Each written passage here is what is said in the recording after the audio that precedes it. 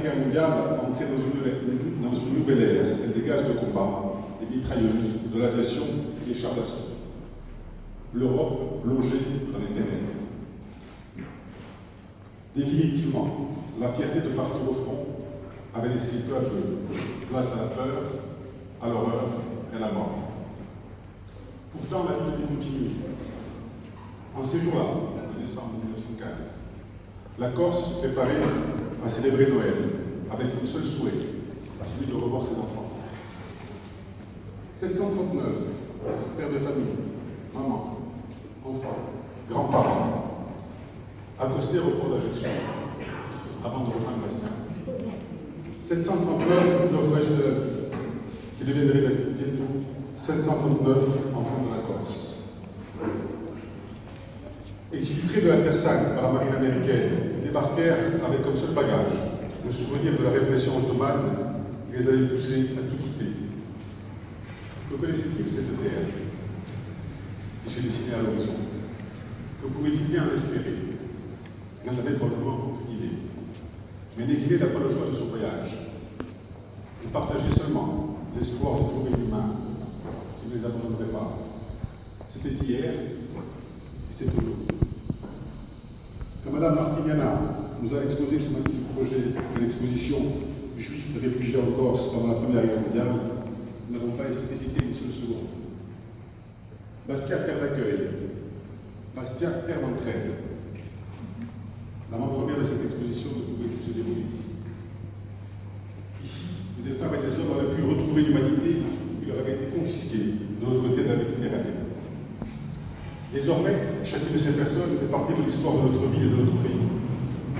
Beaucoup ont décidé de ne plus en repartir. Les enfants y sont nés, ont construit leur vie, transformant les enfants adoptifs qu'ils étaient en enfants naturels de cette terre. C'est ce qui dépend, entre autres, par cette exposition, avec comme support des textes et des documents d'une grande richesse. Elle raconte non seulement votre histoire, notre histoire, mais également la générosité et l'hospitalité d'une Corse qui a toujours su s'ouvrir au monde qui l'entoure. Cette exposition raconte finalement humain. Cette exposition est un véritable message d'espoir et de paix. La douleur de l'exil en 1915 est la même que celle de l'exil en 2016. Alors, j'ai regardé cette exposition, je dois féliciter, remercier les ou la personnes qui ont voulu faire témoigner la reconnaissance de la Corse qui a accueilli leurs parents. Pourquoi le maire de Tibériade? Parce que la plupart de ces réfugiés sont venus de cette ville de Tibériade en 1915. Alain, on est venu pour entendre un mot du maire de Tibériade.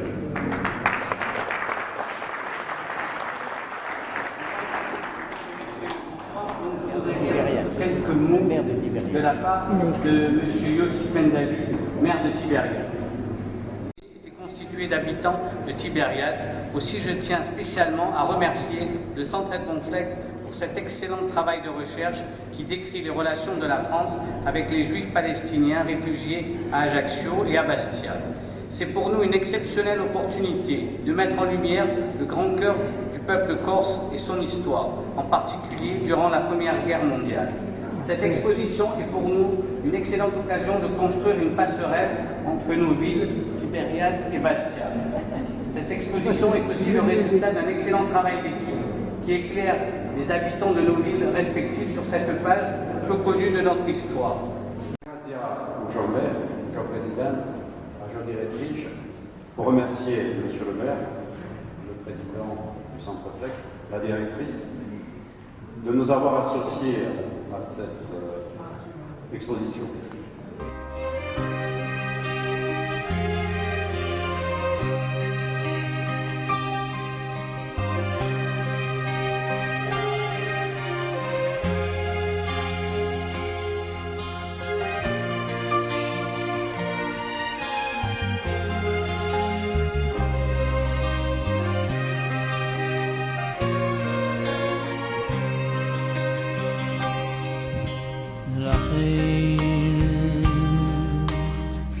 רחמנו השם אלוקינו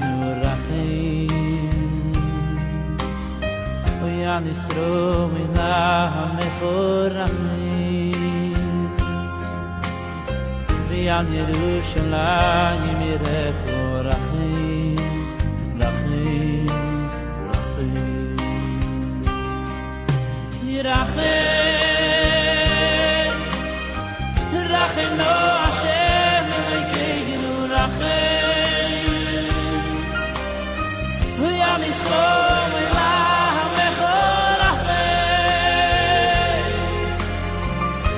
Yerushalayim irecho rachim, rachim, rachim. Al Zion mishkan kevoidecho, v'yal malchus beis David meshlichecho, v'yal habayis hagodol v'Yaakov.